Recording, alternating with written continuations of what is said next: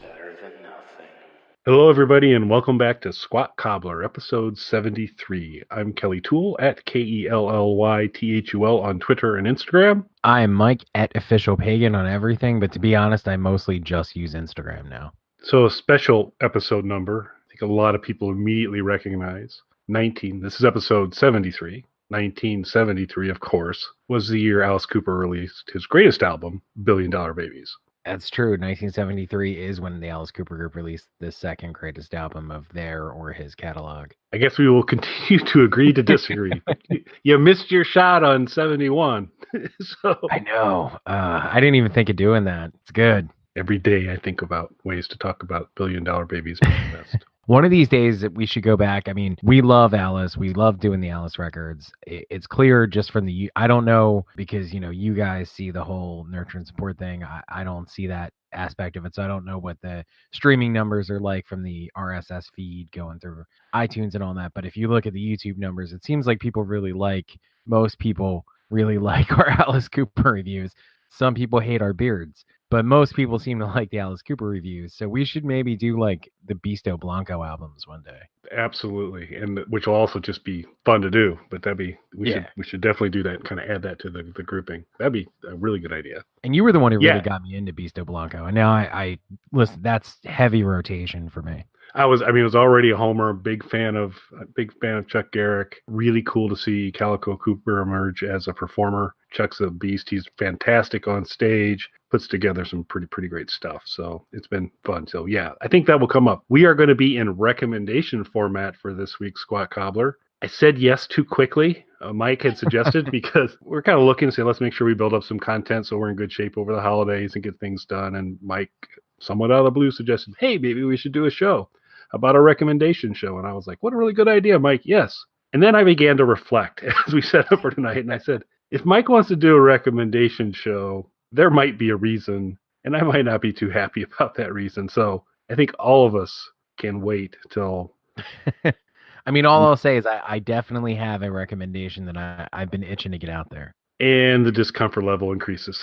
So emphasis on itching. Yes. I would like you to reflect that I'm about to make my recommendation first, and this is an incredibly nice person. And you should think about what kind of person you are, Mike, in case you're going to put something highly unpleasant next to this recommendation by this individual. So think about that as I give mine. Now, I just want everybody to hear, Kelly's trying to recommendation shame me right now. Absolutely. I am doing everything I can. So my recommendation this week is actually a YouTube channel with just over 1,000 subscribers, which is something that Mike, Mel, and I aspire to one day. The name of the channel is Orvix, Orvix, Orvix Cosplay, and it's run by a young lady named Celeste. I've had a chance to at least connect with Celeste mostly through Instagram and some of the comic conventions up in Chicago, and just kind of we know some common people and all that. And so she has been, as I go through my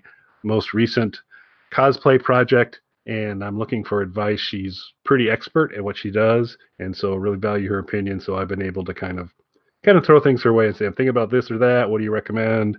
Good tips on painting and all that. But she's got a really cool channel on YouTube that has something for everyone, particularly something for the Squat Cobbler hosts.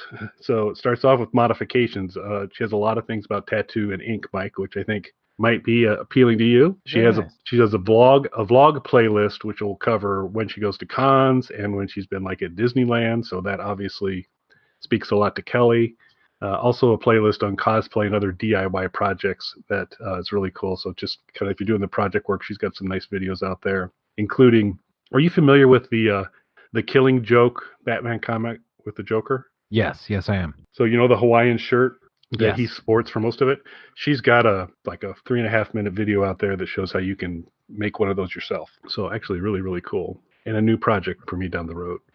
Now, just to interrupt because I know our listeners love it when we go off on tangents. Of course.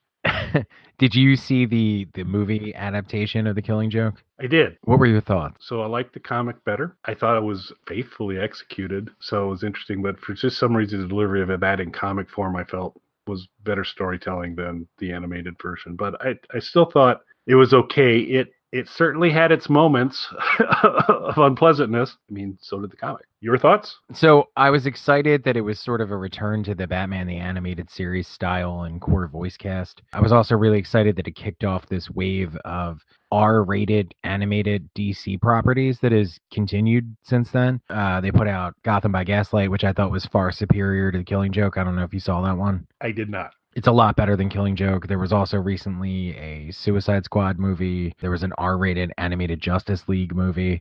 All really good quality stuff. So Killing Joke kind of kicked that whole thing off. So that's really cool. I'm a fan of the Killing Joke comic. Most of my problems with the adaptation, the core adaptation, I think is good.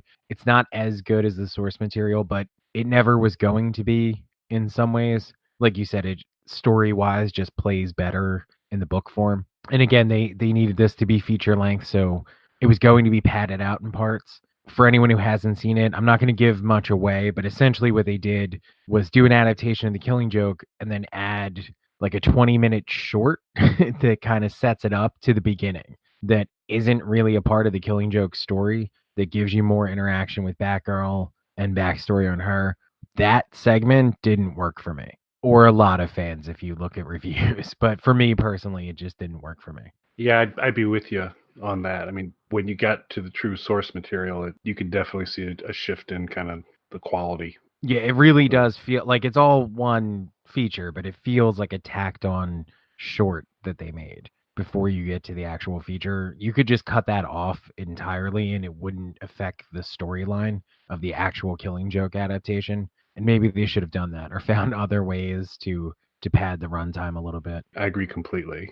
Sorry to take you off so far No, off course well, like that. You not brought too it up, much so I was either. just curious. Well, and it kind of ties too because part of the reason that she showed how to make that Killing Joke shirt is that one of her best cosplays is this Harley Quinn Joker mashup that is just super remarkable. Kind of we're staying the camp. We're still in the ballpark on this kind of stuff, but there's a lot of good things. She's incredibly nice. She delivers information really well. She's fantastic on all social media platforms, but we had been interacting. I hadn't had a really chance to dive deeper into her YouTube channel until recently, and I said, wow, there's a lot of good stuff here, and it seems like a really good recommendation to do. So my recommendation for this week is Orvix, Orvix Cosplay, and run by Celeste, and I highly recommend you check it out. Subscribe. Very cool. Now, any of the squaddies know, both Kelly and I are cosplay fans. Yeah, different tribes of cosplay players, but yes. But if any of you guys don't know, if you don't follow Kelly on social media, Kelly has done awesome. Now, and I think we covered this a little bit on Nurture and Support, which would air before this. I'm always really impressed when people do things that I can't do. It's like magic to me and just super entertaining. And anything that's sort of craft oriented, I definitely can't do that stuff. It's immensely impressive to me, the stuff that Kelly does with his cosplay, particularly your Kylo Ren mashup costumes that you've done. Yeah, thanks. And it's been fun and kind of with each one because I started off easy that the first Kylo Ren mashup was with Negan, so I had to fabricate up a cross hilt bat with barbed wire. So that was the projecty part of it. But then the second one was mashing him up with the Night King, and that took me into a lot of new places I hadn't been. I had to do a lot of painting techniques that I wasn't really familiar with, doing some sculpting for the horns, and I was very pleasantly surprised with how well it came out, and the eyes light up and all that kind of fun stuff. And my first shot at doing foam armor, so that was an interesting process. And now this next one is a Joker Kylo Ren one, and this has proved to be pretty interesting to do as well because again, it's more painting than I'm comfortable doing because I'm not really great at it, and there are a couple parts of it. Like the mouth, getting the mouth right on this mask was going to be super important, whether it was either going to work really nice or suck. And I think I did okay. Well, the bits and pieces of stuff that I've seen, it looks great so far. And the Kylo Negan was really clever and creative. But what you did with that Night King mashup costume was really amazing. I could never do anything like that. It was super impressive. And anybody listening to this, you need to go to Kelly's social media, check those pictures out. They're really amazing stuff. Now, do you use the same, are you reusing the same Kylo Ren mask, or is it a new mask each time? Well, the reason I picked Kylo for mashups, a couple reasons. One, the helmet's iconic, and so you can kind of take a twist on it, and people are still going to know what it is. So that part's good. The other part is they're the cheapest helmet you can buy. So, because I thought for a while about doing some Darth Vader ones, but typically the Darth Vader ones run a good 20 to 30 bucks more than a Kylo Ren helmet. So I do for each one. I've got just a straight for the Kylo Negan one. It's just a straight black Kylo Ren helmet. So I didn't have to do any painting with that at all. I don't reuse anything. I do reuse things like there's a fantastic tutorial out there how to create a Kylo Ren lightsaber hilt using PVC. I reuse those plans for the most recent two. I don't really reuse too many parts. Well, it's super interesting. Now, are you keeping, and I'm sorry again to kind of get this off on a tangent, but I'm really into your cosplay stuff. It's, again, magic to me because I can't do anything like that. Are you keeping pieces of it? Like, I want to come to your house one day and see like a Kylo mashup trophy room, basically, of all of this stuff. Are you keeping pieces, like displaying them? That's the intent. To do that, I've got to kind of clear because the helmets take up a little bit of space, so I've got to kind of figure out how to appropriately accommodate them. But yeah, that's my intent. I do have the various Kylo lightsabers that I've made actually hung up on a wall already, but I've got to get a place for the helmets. So I'm gonna get that figured out. But yes, they will be on display because like I said, I've been pretty pleased with how they've turned out. So that they'll stick around. Nice. And again, I can't stress enough, everybody should go check the pictures out. It's really cool stuff. Now, you mentioned YouTube. So you said that this YouTube channel is over 1,000, which is the magic number of subscribers for YouTube. It is. On at least some of her videos, she has kind of squat cobbler recommendation show like numbers, which are not huge. And so it is a combination of the number of subscribers you have and the number of views you have. And so that's partially one of the reasons that I'm recommending her is because the stuff deserves more views. People should go really check it out. You got to kind of kick up that total number of views because I forget. I got embittered when they put out the new rules because I saw the 1,000 subscribers and I said, I got a ways to go. But we're continuing to slowly climb that hill. But then you need a pretty steady stream of regular viewers as well to kind of hit the magic spot where they'll say, yes, you can monetize. Yeah, see, all of that stuff is, I'm aware of it. And obviously, following what you're doing with your channel with the Squat Cobbler Nurture and support stuff. But for me, I'm not super well versed in all the numbers and where you need to be at because I can't monetize the pagan channel. So, and one thing that I've noticed with my videos, and I think it's because of the type of videos they are, like a lot of it's audio. So there's way more views than there is actual other interaction. Limited number of comments and likes and things compared to the number of views on a video.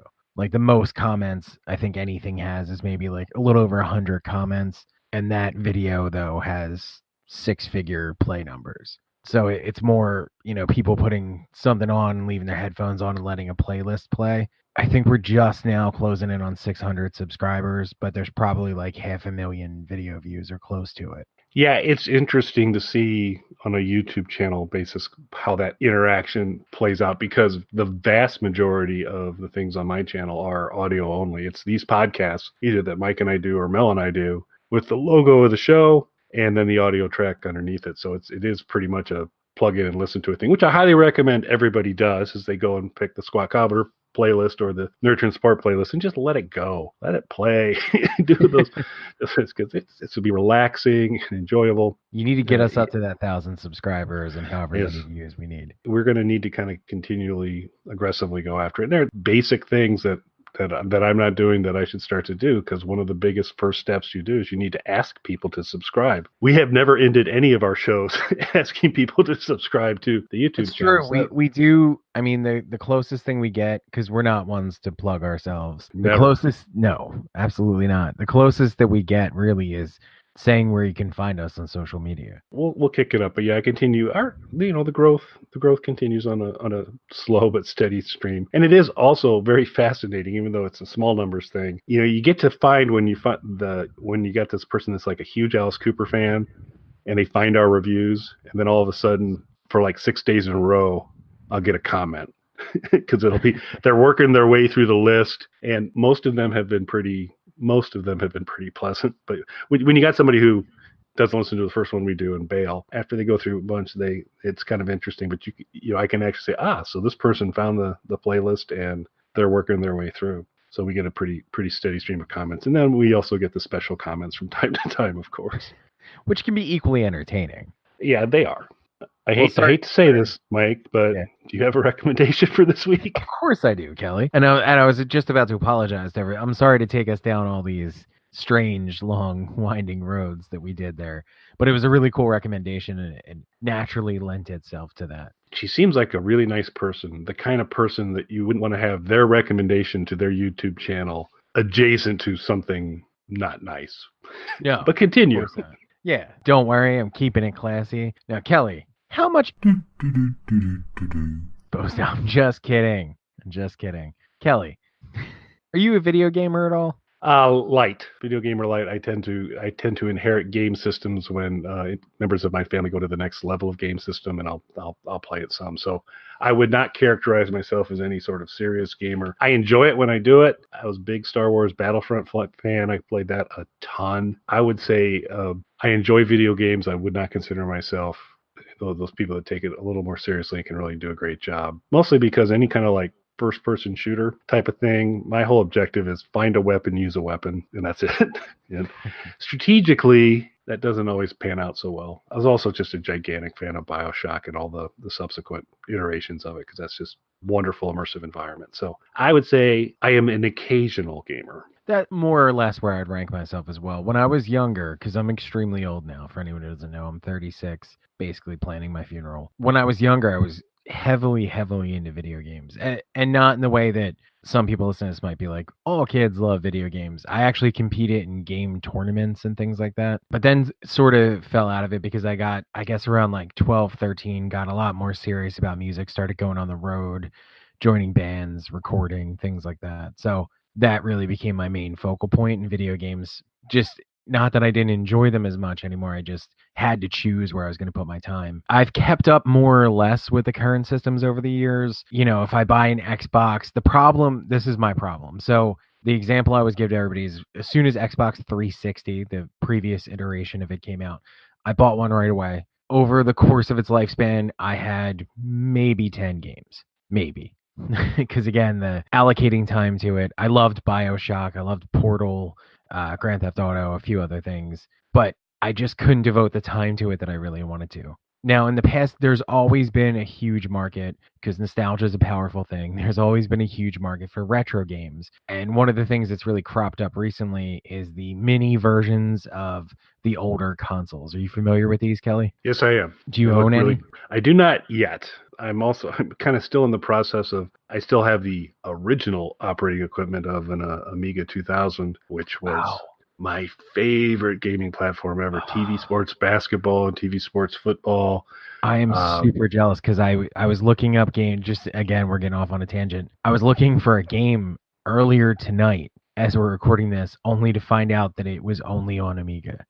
So I think the first multitasking PC, and graphically had the first one with parallax scrolling in it. I wish I could remember the name of it. I'll put it in the blog post, but they had a World War I fighting game where you could basically be, you pick what side you want to be, but of course I had to be the Red Baron, and you could go on various missions and have dogfights, and it was really fantastic, great graphics, for the time and all that, but really fun gameplay. But the trick I learned too was that if my dogfight was not going well and I was about to go down, I just shut the system off, and then I would be able to restart that mission the next time, which was a wonderful addition to make me the most amazing World War I ace, because I never lost ever.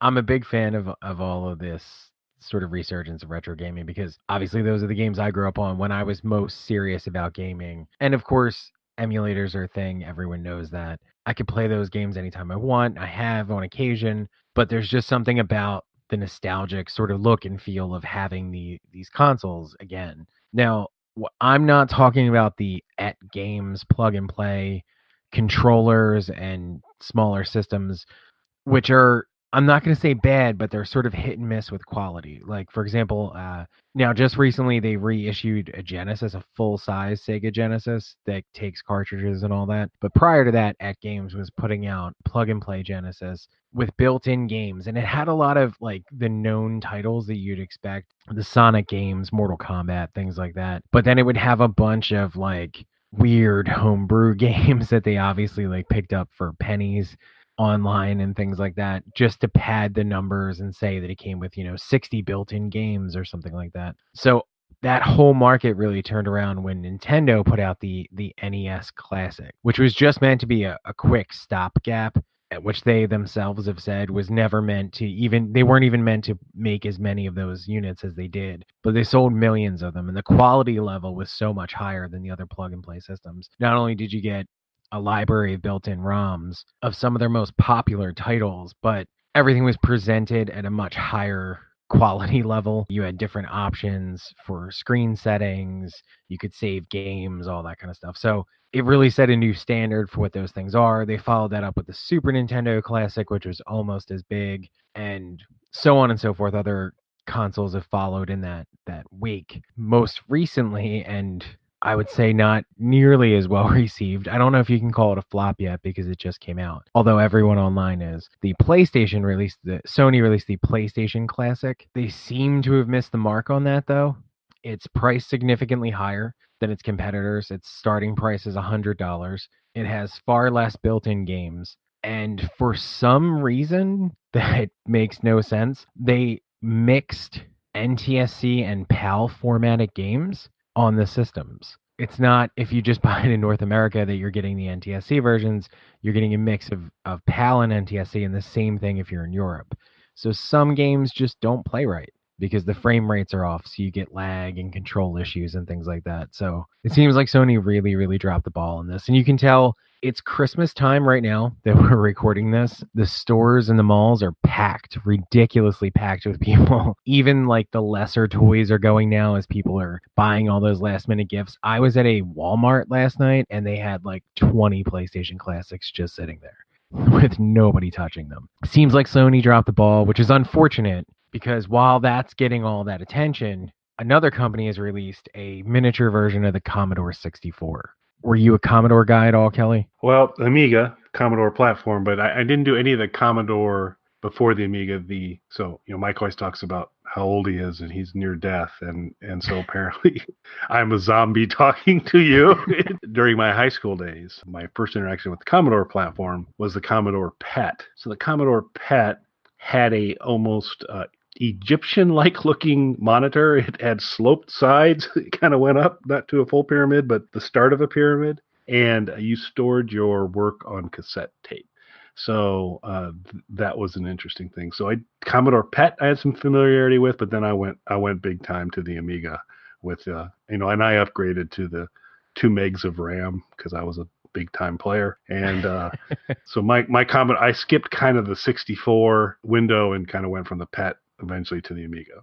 So a while back, they released the standard Commodore 64 joystick as one of those plug and play things with some of the famous Commodore games built into it. It kind of came and went without a ton of fanfare because, of course, you had the NES Classic and Super Nintendo Classic. Well, now they've released a Commodore 64 Mini. It initially released in Europe, and there were a few issues with it. And I think because of that, and because of all of the ruffled feathers over Sony's release, the US release hasn't gotten nearly as much attention, the US release of the Commodore 64 Mini, as it really should. It comes with 64 built-in games, and where it really differs from all of these other miniature systems is it also, because the Commodore was a computer, not just a gaming system. This is being marketed as one of the retro mini consoles to play games with, but the makers really haven't missed the fact that this was a computer. It comes with BASIC, which was the Commodore's built-in programming language. It stands for Beginner's All-Purpose Symbolic Instruction Code.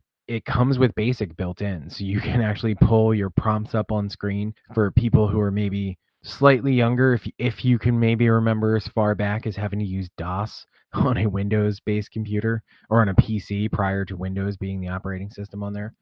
It actually pulls up your commands and you can install new programs on there. So for anyone who doesn't know, there are a lot of videos online of people hacking their Nintendo Classics and the various other classic mini systems that are out there, ripping them apart, making adjustments to them so they can upload more ROMs to them. This is actually the first one of these mini systems that you can install new games into as just a part of the basic functionality of the system. Not only that, but apparently it is a fully working version of BASIC, so you can actually program on this as well. So if you are really into the whole retro gaming and retro computer aspect of it particularly, you can actually get in there and start programming, apparently. I haven't delved that deeply into it yet. Mine just arrived about a week ago. Since I've gotten it, though, I played a bunch of the built-in games. Then I did a firmware update, and the way all of that's done is with a USB drive. So you download your firmware update on your USB, plug in a new USB port on the system. Firmware update was super easy to install. And then with the firmware update, you can start installing new games. I started off simple. Apparently, there is a way you can do multiple games at a time and add them on there. I only tried one, and you can do programs as well, not just games. I only tried one just to see how it worked. Incredibly easy to use. And you can even, if you're going for full nostalgia, you can either load the game directly off your USB drive, or you can install it using BASIC to give you that full old school computer feel to it. It is really, really impressive. Probably the most impressive of all of these mini systems that have come out, because they focus not just on the gaming aspect of it, but the actual computer aspect as well. I do have a couple of minor quibbles. However, the quibbles are stupid because my minor quibbles are also counterintuitive to what this unit is. So if anyone's not familiar, the Commodore 64, the iconic keyboard that it had with it, is basically what you're getting. The unit itself is the Commodore 64 keyboard at about half size. That means it's small, too small to be a functioning keyboard. So unfortunately, while it looks like this cool retro looking keyboard, the keyboard is not functional. That's my first quibble. That's a stupid quibble. I know. I'm just being a weird fanboy about it. It's a stupid quibble because part of what makes this great is, even though it has all this additional functionality, the core price of this is still significantly cheaper than the PlayStation Classic. I believe the retail price of it is at like $80 or somewhere around there. I was actually able to pick one up off of Walmart, who was selling them at half price. So I got it for like around $40. Obviously, if this was a functioning keyboard, it would not only be bigger, which destroys the whole mini aspect of it, but cost significantly more. So it's a stupid quibble because it's a form and functionality issue. I'm not sure that I'm going to, as much as I'd like to, characterize it as a stupid quibble. Having a functional keyboard seems a little bit important, and when they downsize it, I mean, I guess you can make it work, but I think that's not an unreasonable user experience concern. So mini title aside, I still think that I wouldn't characterize that as stupid. I think that's a fair concern. Well, and see, that's what it comes into. But I understand they're trying to balance keeping the price low, not making the mistakes that Sony did with PlayStation, keeping the price low, and of course the whole mini idea, it's half the size of a standard keyboard. It would make it difficult to accurately type on it. That leads directly into my second quibble, which again is kind of dumb for the same reasons. Because of the size, there are not many ports on this. There's an HDMI port,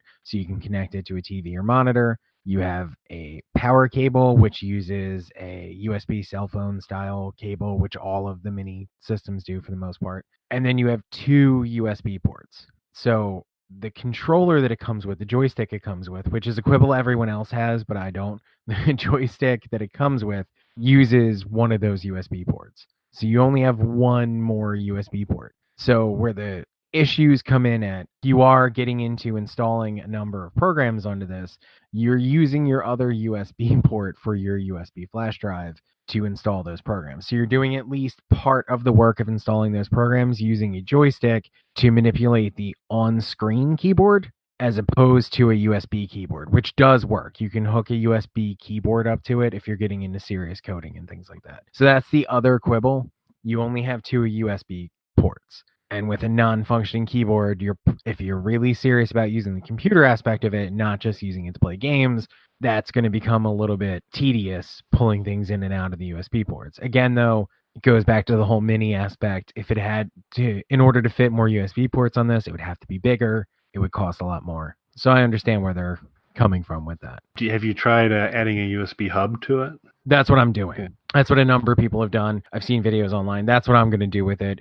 It's going to make it significantly easier. Again, though, the functionality of this is incredibly easy. I played around with BASIC a little bit. I'd never done any programming on BASIC. If you go on the C64 Mini website, They even give you like basic, to use the word basic twice, basic programming information so that you can kind of get started. And then there are plenty of tutorials and useful information sites online that you can pull up to learn more about basic, to learn more about installing games. And again, installing games is incredibly easy. Every game that's built into this or that you install yourself automatically gets 4 save slots. If you're installing the game yourself, your save games are then backed up onto your USB drive. So you can take the USB drive in and out. You will not lose your place in the game. I mean, since I think we want to kind of stay on these kind of fascinating tangents that will lock in hundreds of thousands of viewers. Let's talk about coding for a second, because that was actually when my career started. I was a coder. PL1 was the language I was responsible to code in at that point in time. So again, that'll date me in terms of where I'm at. But I was always a little fuzzy on do while versus do until. They are different and they're different purposes, and it was explained to me many times. Never really stuck, which is why eventually I made my way to management, because it was clear when I would talk about, when you do structured coding and you want to kind of indent things to kind of help keep track of stuff like that. I used to always say, I bet you I can make the profile of a famous person like Bob Hope or Richard Nixon or something like that in my code. Wouldn't that be cool? And that's when they said, oh, we think you're management material. They're like, that's cute. Get this guy away from the code. So I do not have an extensive coding past at all. So I have used Raspberry Pis to do live coding in Linux during our shows. One of the things that we've moved away from, which many, many bands do, I'm not judging them because I've done it in the past. I don't think there's anything wrong with it so long as it's not out of control, but it's extremely common, especially if you're going to see a band in a larger venue, that they're using some form of backing tracks when they play live. It's an acoustical issue, recreating the sound of the album live, things like that. There's a difference between a band who uses backing tracks to make sure their sound is good and a band who is using that as a crutch and barely playing live. So recently I went to see one of the 2 famous holiday touring shows. I'm not going to say their name because I don't want to shit on them, but it's not Trans-Siberian Orchestra, because as we've established in a previous episode, we're friends with those guys. They're good guys. The other one recently went to see. I was sitting next to somebody who does not go to concerts very often and is not even a really particularly big music fan. They just like Christmas stuff.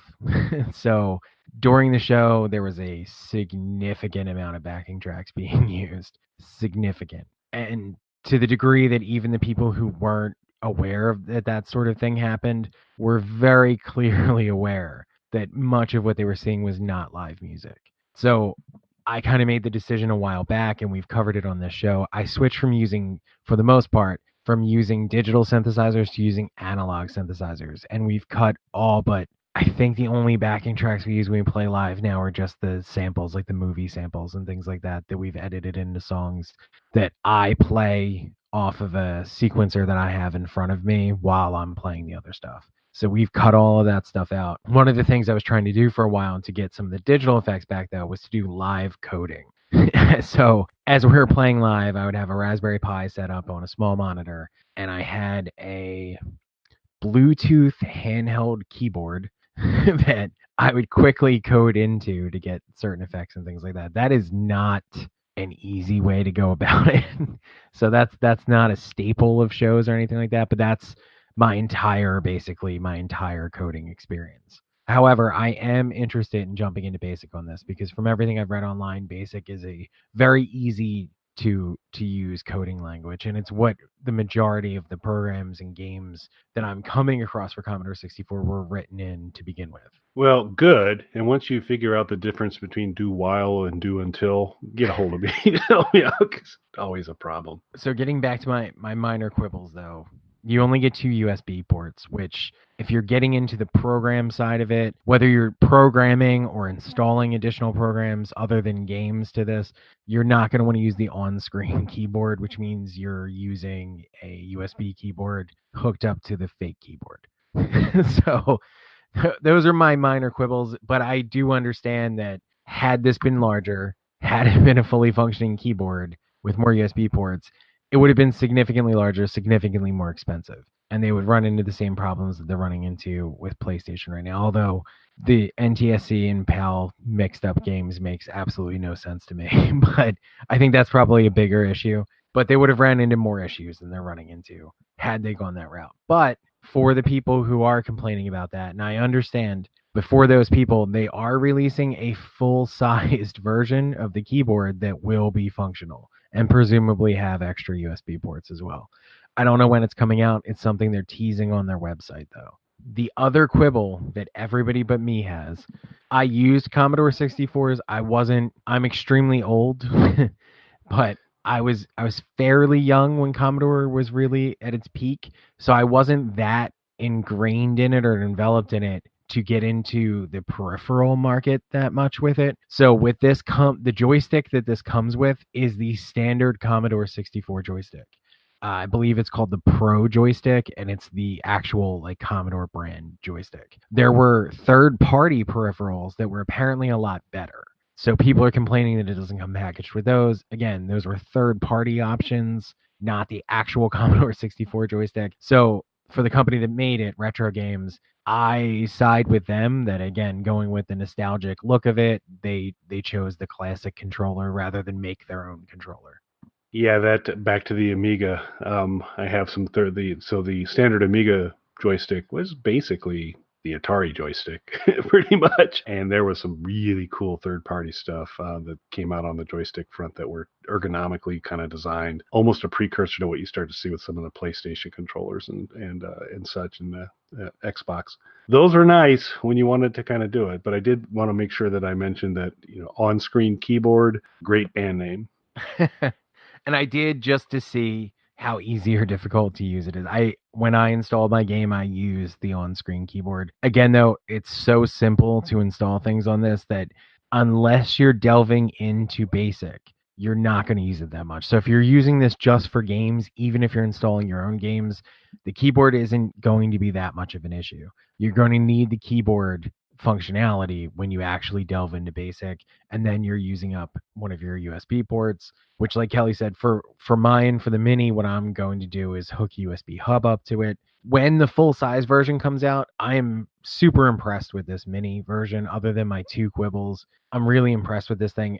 Mostly I'm really impressed that you can actually install programs to it. So it's an actual working Commodore 64, even though the keyboard doesn't work. So I'm super impressed by it. I am curious to see what sort of upgrades will be on the full-size version. I'm semi-homeless right now for anyone who doesn't follow our stuff. So the mini size is really working for me, being more in my vagabond mode right now. But once I have a new house and I'm established there, I could see getting the full size for the house.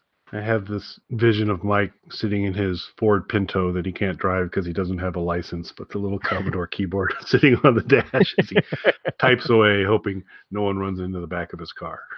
So. But yeah, it's really cool. Prior to jumping on the show, I was looking up more ROMs that I can install, programs and games and things like that. And for anyone who's interested, the one game that I've installed so far is the first Evil Dead video game adaptation from the 80s. And it's the only Evil Dead video game that I had never played. That was the first thing that I installed to it. It's incredibly difficult and frustrating to play, but it played very well, very smoothly, super easy to install. Excellent. So that was a recommendation worthy of following Celeste. So thank you. We'll move into social media recommendations, and I'm going to stick with my theme. And I'm actually going to recommend Celeste's Instagram account, which is Celestri4L, which let me spell that for you, gang. CELESTRI, the number 4L, Celestial. Really cool stuff. You're going to see a lot of her cosplay stuff, and it's really cool from there. I had begun because, like I said, she's kind of a cosplay coach for me on some things, and I had kind of, as we're doing, said, hey, we do a podcast, maybe come on sometime. And initially she was really receptive, and then she said, so where's it at? So I pointed her to it and said, yeah, there's a Squat Cobbler thing and there's a Nurture Sport thing. And then her interest appeared to wane. So I don't know if she loves our stuff. So maybe we'll catch a break and we'll get her on. But regardless, you should check her out on Instagram and follow her. So that's my social media recommendation for this week. Very nice. I have one as well, and I'm going to copy Kelly and just recommend my recommendation. you can follow the C64 Mini on Twitter. But we were super lazy on social media Yeah, recommendations. the laziest. It's like, yeah, we're recommending what we recommended, but that's all right.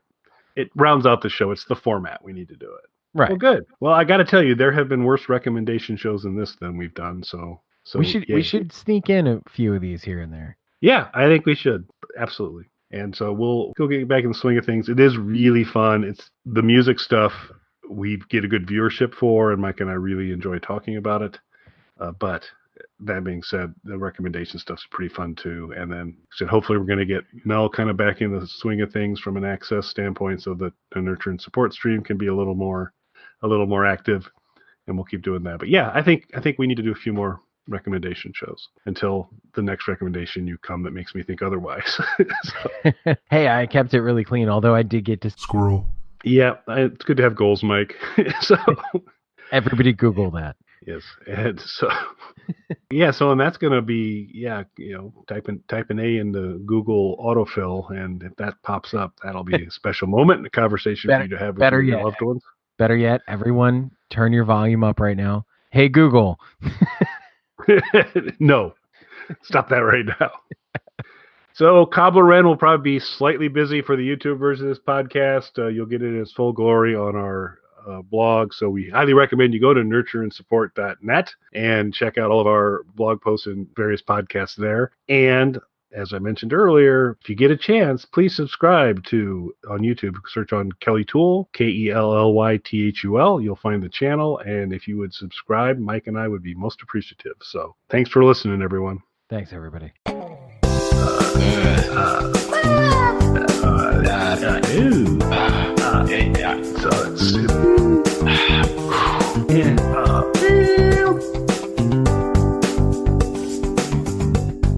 right, I'm going to stop the broadcast.